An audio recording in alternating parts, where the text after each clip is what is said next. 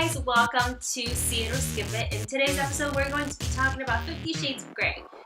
50 Shades of Grey stars Jamie Dornan, Dakota Johnson. It is written by, well, technically, I guess it's written by E.L. James, who is the author of the book, but the screenplay is by Kelly Marcel, and it's directed by Sam Taylor Johnson, I think.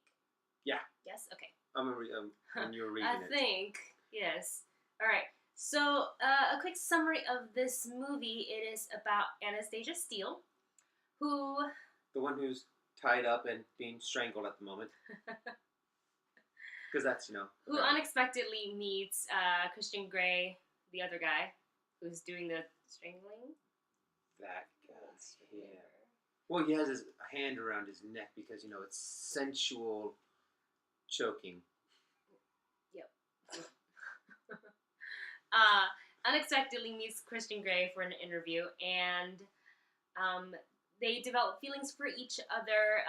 What Anastasia doesn't know is that Christian has a little fetish. A little 50 Shades of fetish, and it's kind of them exploring the potential of his way of control. Love. It's how he shows affection. It's how he shows affection. So, if you guys didn't By know... spanking and... BDSM and all that stuff. BDSM. It's like grown-up Twilight. And I say that because the book that E.L. James penned, it's technically started out as a fanfic for Twilight. When I heard that they were making it into a movie, I said to Dustin, we may see this if we don't have to pay for it. And the company I worked for did a screening for it. So it doesn't make genius. We got to see it for free. So we got to see it for free, and we did go see it on Valentine's Day. So we saw it for free. My verdict is that it's not as bad as I thought it was going to be. Mind you, I had zero expectations for how this movie was going to be.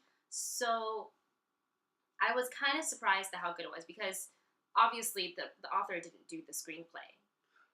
So I think a lot of that, they took out a lot of the internal dialogue of Anastasia. And I think that helped a lot, because that's what killed the book for me. Like, she would just talk to herself, and I'm like, I can't read this. The one thing I think that did kind of save the movie was the performance that Dakota Johnson. Yeah, Dakota Johnson. She's really great in this film. Mm-hmm. And also, from what I hear, I never read the book, and I have no intention of ever reading the book. I was actually able to get through the movie. Mm-hmm.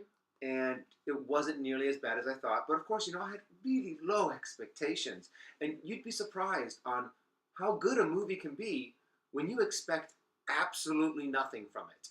And you have, you're going into it thinking that it's going to be terrible.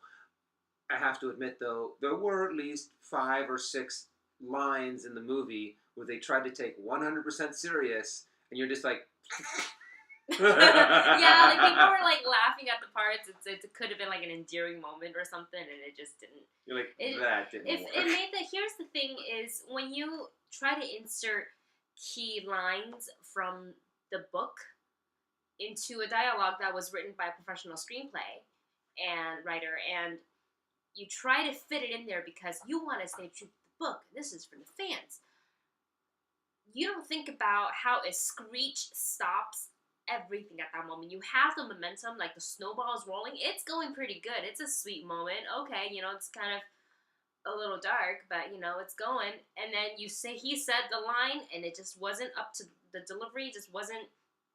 I don't know how you could have delivered that line any differently. Yeah, and you can't really blame what's his name, Jamie Dornan. Jamie Dornan on this. He had some really terrible lines. They gave him the really hard ones, and that's in the book. It was it's a really that. Tough character to pull off. And I have to say, though, this movie, the way they shot it, was beautiful. Really good cinematography. Really, really pretty. The soundtrack's okay. A couple songs, the sensual Beyonce Crazy in Love song, and a couple, Oh, yeah. Well, and actually, the original writer for the book... We just read this, yeah. The original writer for the book is demanding that she gets to write the screenplay. And I'm sitting here going, lady, the only reason why this worked a little bit was because they watered this down tremendously. Well, they corrected her, not correct her writing. They kept the idea, but they helped it. Yes. The ending was really abrupt. I just remembered how abrupt it was. Oh yeah, that's right. It was just like, boom, Screech stop ending credit. And I guess because they knew that they were setting up for the second film, so I guess it works. But if it was just a standalone by itself, well, it's kind of like, oh. Like, a lot of people laughed at the end when it ended. So, our verdict, at least for me, I would say, see it, parentheses, if you can see it for free. Otherwise, skip it. Yeah, I'd say skip it. Full on. Even if it's free, I'd much rather do something else probably with the 2 hours of my life. So, if you guys get a chance and you guys have seen it, tell us what you guys think. Put your comments down below on whether or not you were like, oh my gosh, this was a steaming pile of garbage. Or, hey, you know what? Or if you I liked thought it it. had some redeeming qualities. It did have some redeeming qualities. Alright guys, that's our verdict. Thanks so much for watching today. Don't forget to like and subscribe and share with all of your friends. And we will see you next time. Oh, wait. What? I want to. Maybe we can, like... You want to, like, recreate a scene? Recreate a scene? You want to try? Shoot the roll. I've always had it. That's good, right? Yeah! Okay, what's next? I'll be right back. Okay. Wait, where are you I'll be going? right back. Wait, no, wait, Wendy! That's not what I had. Wendy! Well, no, come back! What are you... I'm gonna get you...